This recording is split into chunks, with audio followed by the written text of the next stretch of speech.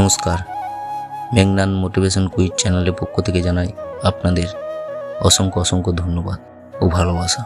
আপনারা চাণক্যের কথা অনেকেই শুনেছেন। চাণক্য ছিলেন প্রাচীন ভারতে একজন শিক্ষিত দার্শনিক এবং অর্থনীতিবিদ। তিনি কৈটিল্য এবং বুদ্ধগুপ্ত নামেও পরিচিত ছিলেন। তিনি তক্ষশিলা বিশ্ববিদ্যালয়ে একজন অধ্যাপক ছিলেন। রাষ্ট্রবিজ্ঞানের বিষয়ে তার অসীম জ্ঞান ছিল, তাই তাকে ভারতের মেকিয়াভেলি বলা হয়। আজকের এই ভিডিওতে আমি আপনাদের এই চাণক্যেরই কিছু ভালো উক্তি তুলে ধরব, যে উক্তিগুলি শুনলে আপনাদের জীবনের একটা ভালো দিক নির্দেশ করে দেবে এবং আপনি সমাজের মধ্যে একজন ভালো মানুষ হয়ে উঠতে পারবেন। ভবিষ্যতে বিপদ আসতেই পারে, সেই কথা মাথায় রেখে প্রত্যেকটা মানুষেরই অর্থ সঞ্চয় করে রাখা উচিত। শত্রুর প্রতি কোমলতা প্রদর্শন করা উচিত নয়, তাকে সর্বদা বিপজ্জনক মনে করাই উচিত।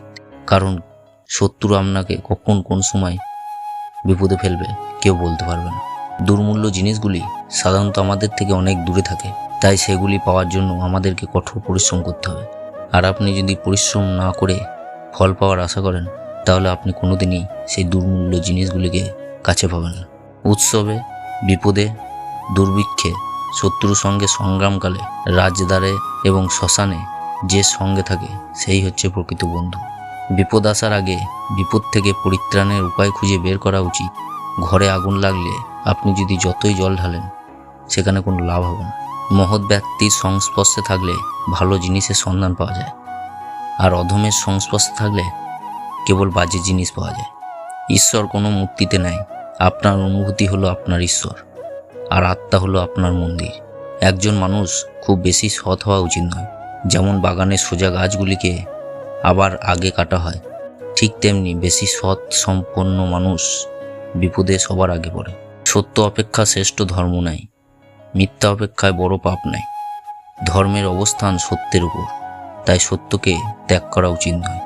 যতক্ষণ আশা আছে ততক্ষণ পর্যন্ত রোগীর চিকিৎসা করা উচিত, কারণ কার ভাগ্যে যে কি আছে কেউ বলতে পারবে না। কৃপণ ব্যক্তি কখনো ধন সম্পত্তি ভোগ করতে জানে না। কুকুর গভীর জলে ডুবে থেকেও জিভের দ্বারা চেটে চেটে জল পান করে।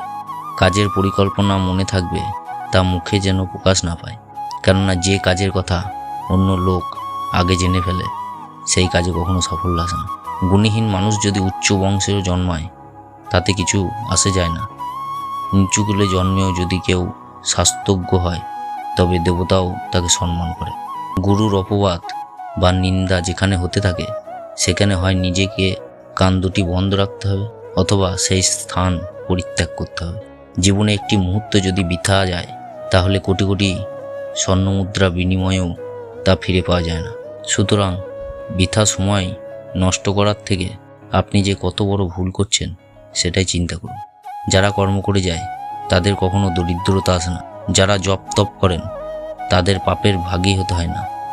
যারা চুপচাপ তাদের ঝগড়া ভয়ই থাকে না। একজন শিক্ষার্থীর কাম বাসনা থেকে সর্বদা দূরে থাকা উচিত, কারণ কামের মায়াজালে জড়িয়ে গেলে শিক্ষার্থী জ্ঞান ও অধ্যয়নের সময় মনোনিবেশ করতে পারে না এবং মন সর্বদা কাম বাসনার জন্য ব্যাকুল হয়ে থাকে। শরীরে তেল লাগানোর পরে, চিতার ধোয়া গায়ে লাগানোর পরে, চুল কাটানোর পরে মানুষ যতক্ষণ না পর্যন্ত স্নান করছে, ততক্ষণ পর্যন্ত সে চণ্ডাল থাকে। অন্যের থেকে 10 গুণ বেশি শক্তি আছে আটার মধ্যে, আটার থেকে 10 গুণ বেশি শক্তি আছে দুধে, দুধের থেকে 8 গুণ বেশি শক্তি আছে মাংসে, মাংসের থেকে 10 গুণ বেশি শক্তি আছে ঘিয়ের মধ্যে। 5 বছর বয়স অবধি পুত্রদের লালন করবে, 10 বছর বয়স অবধি তাদের চালনা করবে, 16 বছরে পড়লে তাদের সঙ্গে বন্ধুত্ব মতো আচরণ করবে, তবে সেই পুত্রকে সুপুত্র বানাতে পারবে। মানুষ একা জন্ম নেয়, একাই তাকে পাপ পুণ্যের ফল ভোগ করতে হয়।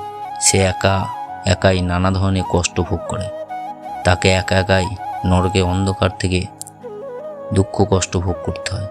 আবার একাই তার মোক্ষ প্রাপ্তি ঘটে। হাতি থেকে 1000 হাত দূরে, ঘোড়া থেকে 100 হাত দূরে, সিংহধারী প্রাণী থেকে 10 হাত দূরে থাকবে। এছাড়াও দুর্জনের কাছ থেকে যথাসম্ভব দূরে থাকবে, কারণ সে কখন যে কোন সময় তোমার ক্ষতি করবে তুমি বুঝতে পারবে না। আজ এই ভিডিওটি ভালো লাগলে ভিডিওটিতে একটি লাইক, শেয়ার, কমেন্ট করবেন। ধন্যবাদ। সকলেই ভালো থাকবেন।